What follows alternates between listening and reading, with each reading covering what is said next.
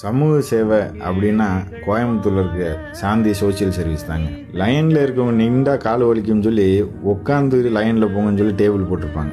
Token வாங்கிட்டு உள்ளே போனோம்னா செல்ஃப் சர்வீஸுங்க. போனால் அவங்கவுங்க என்ன டோக்கனில் இருக்கோ அதை கொடுப்பாங்க. இங்கே 20 ரூபாய்க்கு மேலே எந்த பொருளும் கிடையாதுங்க. ஹை குவாலிட்டியில் இருக்கும். இப்படி ஒரு கேசரியை நான் எங்கேயுமே சாப்பிட்டதில்லை. இந்த பூரி 20 ரூபா, இந்த சாமை பொங்கல் 20 ரூபா தான். எல்லாமே 20 ரூபாய்க்கு மேலே இல்லை. மதியானம் அன்லிமிட்டெட் சாப்பாடு 20 ரூபா தான்.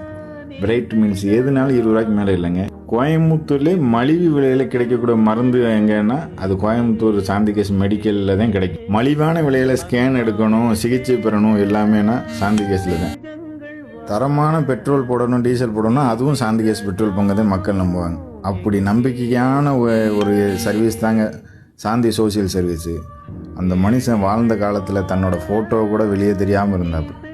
நம்மளும் ஒரு அரசியல்வாதியாச்சும் அப்படி இருப்பாங்களா? ஊருக்கு ஒரு அரசியல்வாதி தொகுதிக்கு ஒன்று இந்த மாதிரி செஞ்சிங்கன்னா ஏழை மக்கள் நல்லா இருப்பாங்க. உங்களுக்கு தாயா மறக்காமல் ஓட்டும் போடுவாங்க.